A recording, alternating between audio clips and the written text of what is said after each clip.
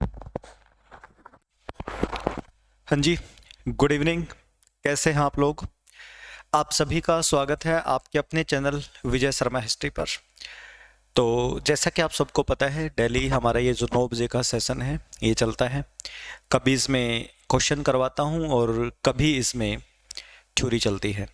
इससे पहले ही जो क्लास थी वो बायो की थी। 8 बजे बायो का सेशन आपका रहेगा और 9 बजे आपका हिस्ट्री का सेशन रहेगा।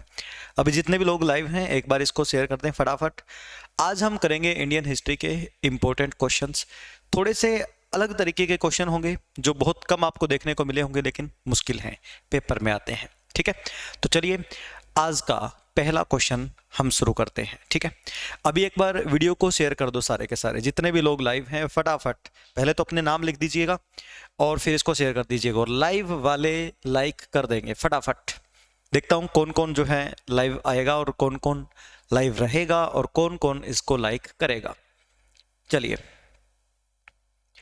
तो करें स्टार्ट। देखिए जी, आज का हमारा पहला क्वेश्चन है ये, रंगपुर का उत्खनन किसके नेतृत्व में किया गया था?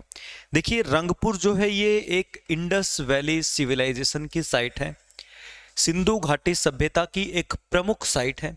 आप सबको पता होगा सिंधु घाटी सभ्यता भारत की सबसे प्राचीन सभ्यता, जिसके 3 प्रमुख शहर, वैसे तो बहुत सारे शहर हैं, 3 प्रमुख शहर मोहनजोदड़ो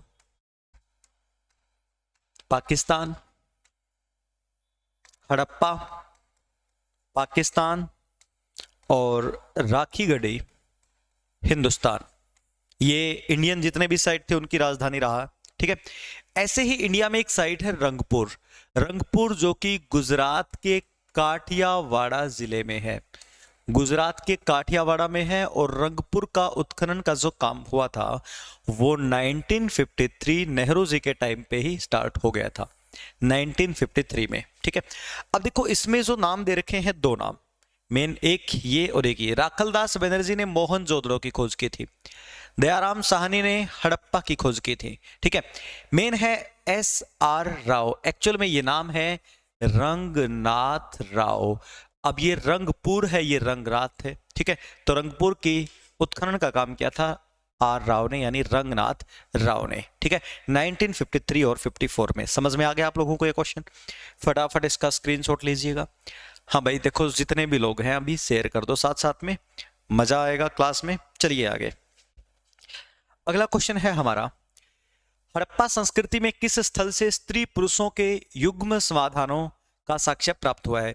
यानी कि हड़प्पा सभ्यता के किस शहर से, किस साइट से हमें युगल समाधान यानी कि कपल ग्रेव, जहां पे ऐसी कब्र जहां पे मेल और फीमेल दोनों को साथ में दफना रखा है। वैसे पुरुष और महिला की कब्रें हमें अभी राखीगढ़ी से भी मिली थी, लेकिन यहां पे एक ही कब्र बतानी है जहां मेल और फीमेल दोनों को साथ में दफना रखा है, और ऐसा लोथल में हुआ है। लोथल गुजरात, सिंधु सभ्यता के जमाने का एक सी पोर्ट, एक बंदरगाह लोथल, लोथल से हमें यह प्राप्त हुआ है। ठीक है, आंसर होगा लोथल। मोहनजोदड़ो सिंधु सभ्यता की कैपिटल, कालीबंगा राजस्थान में है। हड़प्पा का कब्रिस्तान जिसका नाम है R37, कब्रिस्तान फेमस है हड़प्पा का R37, लेकिन वहां से नहीं मिला ऐसा कुछ।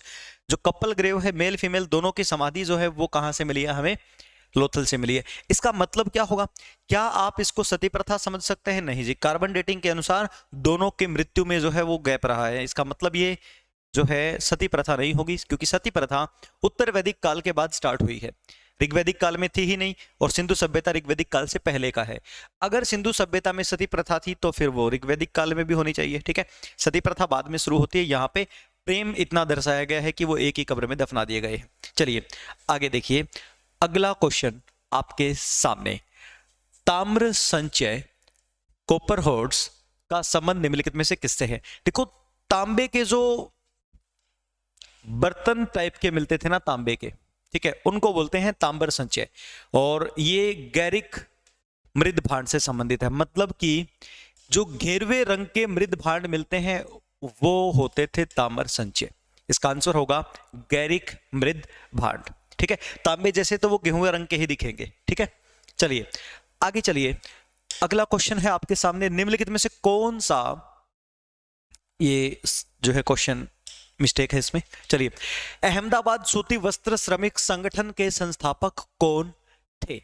अहमदाबाद में जो सूती वस्त्र है, सूती वस्त्र का श्रमिक संगठन है, सूती वस्त्रों के काम करने वाले जो मजदूरों का संगठन है, इसकी स्थापना किसने की थी? एन.एम. लोखंडे ने। एन.एम. लोखंडे ने। ध्यान रहे, अहमदाबाद मिल में स्ट्राइक भी हुई थी 1918 और वहां जाकर के महात्मा गांधी ने किया था एक स्ट्राइक, अहमदाबाद स्ट्राइक। ठीक है, तो लेकिन इसकी स्थापना किसने की है? एन.एम. लोखंडे ने। एन.एम. लोखंडे। चलिए आगे देखिए, अगला क्वेश्चन है आपके सामने, ये रहा जी। हिंदुस्तान सोशलिस्ट रिपब्लिक एसोसिएशन के संस्थापक कौन थे? हिंदुस्तान सोशलिस्ट रिपब्लिक एसोसिएशन, देखो इस पार्टी की स्थापना Hindustan socialist Republic association, actual में इसका ये नाम नहीं था जब इसकी स्थापना हुई। इसकी स्थापना 1925 में हुई थी हिंदुस्तान रिपब्लिक एसोसिएशन के नाम से। हिंदुस्तान रिपब्लिक एसोसिएशन के नाम से चंद्रशेखर आजाद ने इसकी स्थापना की थी। लेकिन बाद में 1928 में जब साइमन कमीशन की एंट्री होती है हिंदुस्तान में, उस वक्त भगत सिंह ने भी इनके साथ मिलकर के काम किया और इस पार्टी में एक शब्द जुड़ गया, सोशलिस्ट। सोशलिस्ट, तब इस पार्टी का नाम बढ़ा Hindustan socialist Republic associated party. इसी पार्टी के सदस्यों ने 17 दिसंबर 1928 सैंडर्स की हत्या की थी लाहौर में जाकर के, जिस घटना को लाहौर कॉन्स्पिरेसी या फिर लाहौर षड्यंत्र के नाम से जाना जाता है। चलिए अगला क्वेश्चन देखिए, इसका आंसर होगा चंद्रशेखर आजाद। पाकिस्तान की मांग को लेकर के मुस्लिम लीग ने किस तारीख को प्रत्यक्ष कार्यवाही दिवस, डायरेक्ट एक्शन डे,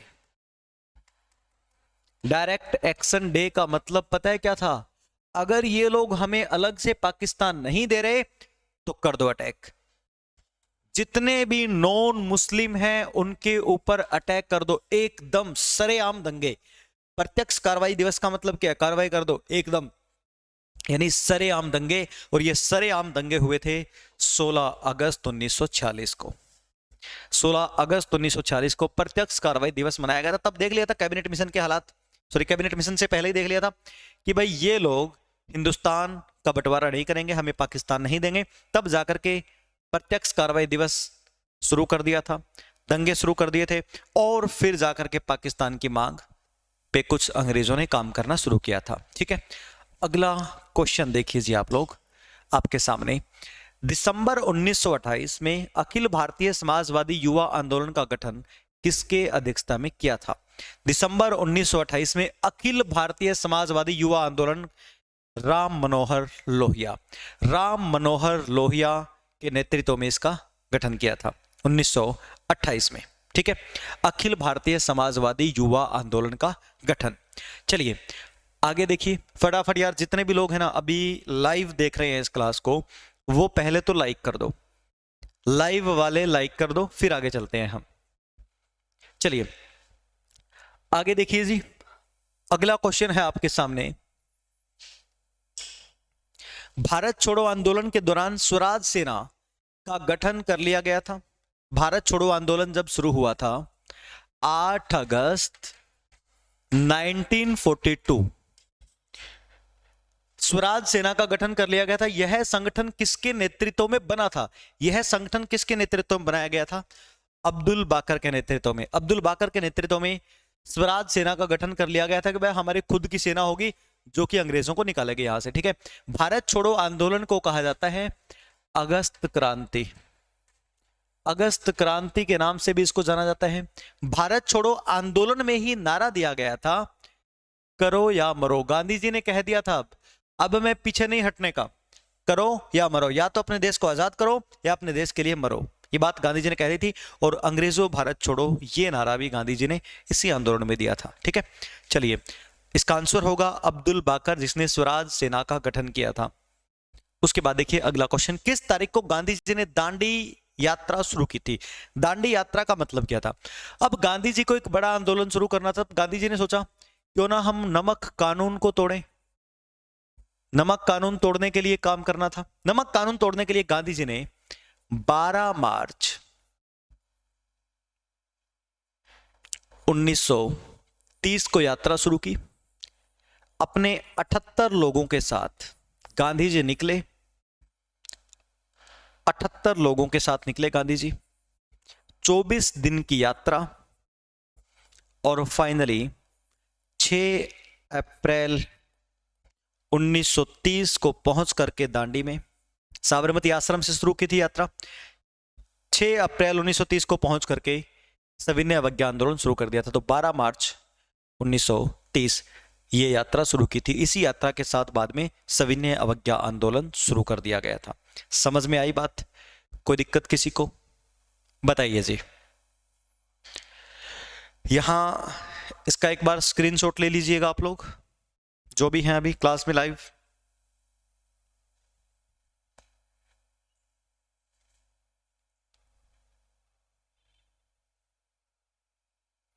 आगे देखिए, अगला क्वेश्चन आपके सामने। देखिए जी क्वेश्चन, 1923 के केंद्रीय विधानसभा में, देखिए जो हमारी सेंट्रल असेंबली थी,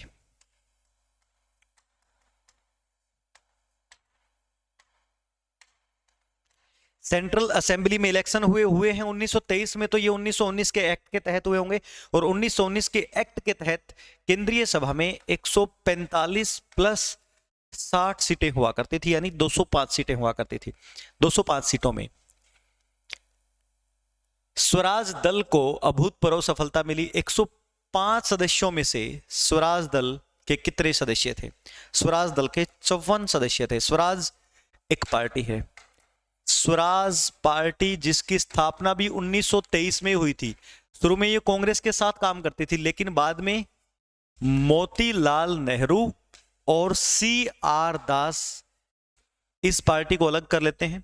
कांग्रेस पार्टी से अलग होकर के खुद की पार्टी बनाते हैं, स्वराज पार्टी। स्वराज पार्टी ने केंद्रीय सभा के लिए चुनाव लड़ा और चुनाव में टोटल 105 सीटों में से, जो कि कांग्रेस के हिस्से में आई थी, 54 सीटें ये लोग निकाल गए थे। नई पार्टी बनाकर के 54 सीटें। आम आदमी पार्टी से भी तेज थे ये लोग, ठीक है। ये स्वराज पार्टी की स्थापना इसलिए हुई थी कांग्रेस से अलग होकर के, क्योंकि 1920 में जो देश में असहयोग आंदोलन शुरू हुआ था, वही आंदोलन चोरा चोरी घटना के बाद गांधी जी ने वापस ले लिया था। तब ये नेता नाराज थे, देश को आजादी मिलने वाली थी, आपने आंदोलन बीच में छोड़ दिया, हम कांग्रेस छोड़ रहे हैं। समझ में आ गई बात? चलिए आगे देखिए, अगला क्वेश्चन आपके सामने। जलियांवाला बाग हत्याकांड की जांच के लिए बनी समिति के अध्यक्ष कौन थे? जलियांवाला बाग हत्याकांड जो हुआ था वो 13 अप्रैल 1919 को हुआ था। 13 अप्रैल 1919 को हुआ था जलियांवाला बाग हत्याकांड। इसी हत्याकांड के लिए जब जांच के आदेश दिए गए तो जांच के लिए हंटर कमेटी का गठन किया गया था और हंटर कमेटी ने, जिसके अध्यक्ष थे हंटर, 8 सदस्य थे। 8 में से एक था ये हंटर, जिनमें 5 अंग्रेज और 3 इंडियन। हंटर कमेटी ने अपनी रिपोर्ट बड़ी खतरनाक दी थी। इस रिपोर्ट के अनुसार केवल 379 लोग मारे गए थे, 1200 लोग घायल हुए थे और जनरल डायर से यह भूल हुई थी, जानबूझ के नहीं किया, इसीलिए जनरल डायर नॉट गिल्टी, ठीक है, ऐसा इसमें माना गया। तो हंटर जो है हंटर कमेटी के अध्यक्ष थे जिसने ये जांच की थी। ऐसी ही एक जांच कमेटी कांग्रेस ने भी बनाई थी। कांग्रेस ने भी ऐसी ही एक जांच कमेटी बनाई थी, तहकीकात कमेटी। ध्यान दें, जलियांवाला बाग हत्याकांड की जांच अंग्रेजों ने तो इससे करवाई, कांग्रेस ने किससे करवाई थी? तहकीकात कमेटी से, खुद की कमेटी बनाई थी। आप मुझे कमेंट करके बताएंगे इस कमेटी का अध्यक्ष कौन था? हंटर कमेटी का तो हंटर था। तहकीकात कमेटी जो कि कांग्रेस ने बनाई थी जलियांवाला बाग हत्याकांड की जांच के लिए, इस कमेटी की अध्यक्षता किसने की थी? मुझे कमेंट करके बताएंगे आप लोग फटाफट। चलिए आगे देखिए, अगला क्वेश्चन आपके सामने। असहयोग आंदोलन का कारण क्या था? असहयोग आंदोलन का कारण था जलियांवाला बाग हत्याकांड। देखिए मेरी बात सुनिए, रोलेट एक्ट आया तो इसकी वजह से लोग इकट्ठे हुए तो जलियांवाला बाग हत्याकांड हुआ और फिर इसी वजह से असहयोग आंदोलन शुरू हुआ था, ठीक है। तुर्की के खलीफा को हटाया जाना, इसके खिलाफ तो खिलाफत आंदोलन शुरू हुआ था, ठीक है। चलिए आगे देखिए, अगला क्वेश्चन। तिलक के विचारों से प्रभावित होकर चापेकर बंधु दामोदर एवं बालकृष्ण ने पूना में अंग्रेज अधिकारी श्री रैंड पर हमला किया था। श्री रैंड क्या थे? ये एक सेना अधिकारी था। ये एक सेना अधिकारी था, यानी कि तिलक ने इतने खतरनाक विचार जो है अपने रखे। आप मेरी बात सुनिए, तिलक की एक पत्रिका हुआ करती थी, एक मैगजीन हुआ करती थी जिसका नाम था केसरी, और तिलक ने केसरी में एक लेख निकाला था, भारत की दुर्दशा। भारत की दुर्दशा। इस लेख में तिलक ने ऐसे ऐसे शब्दों का इस्तेमाल कर दिया कि अंग्रेजों के खिलाफ हो गए। और ये दो लोग तो इतने सीरियस हो गए, दामोदर और बालकृष्ण, तो दोनों ने पुणे के एक अंग्रेज अधिकारी को, जो कि सैन्य अधिकारी था, हमला कर दिया था उसके ऊपर। ठीक है, तो ये सैन्य अधिकारी था, केसरी में लिखा था ये लेख, भारत की दुर्दशा। समझ में आ गई बात आप लोगों को?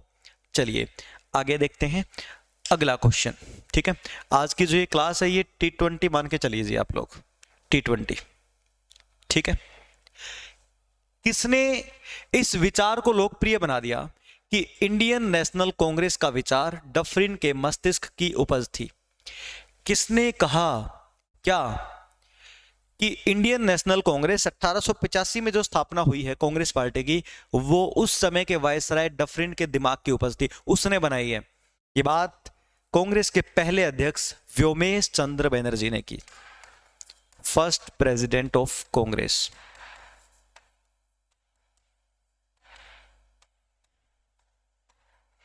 कांग्रेस के पहले अध्यक्ष थे, इन्होंने कही थी। ठीक है, आगे देखिए अगला क्वेश्चन आपके सामने। 1857 में लोगों के बीच राष्ट्रवाद की भावना जगाने और उन्हें राजनीतिक शिक्षा देने के लिए बंगाल में इंडियन लीग की स्थापना किसके द्वारा की गई थी? इंडियन लीग उस जमाने में शिशिर कुमार घोष ने की थी। शिशिर कुमार घोष ने इंडियन लीग की स्थापना की थी। इसके अलावा इनकी एक पत्रिका और है, अमृत बाजार। आप लोगों ने नाम सुना होगा, एक तो हो गया इंडियन लीग और एक हो गया अमृत बाजार। ये दोनों पत्रिकाओं के संपादक है शिशिर कुमार घोष।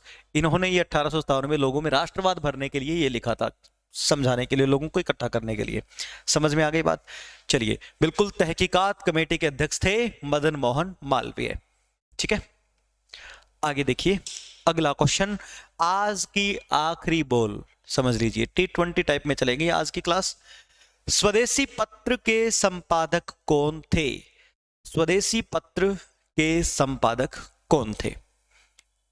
फिरोज शाह मेहता। फिरोज शाह मेहता ने स्वदेशी पत्र की स्थापना की थी। ठीक है, और ध्यान दें स्वदेशी नाम से एक आंदोलन भी था।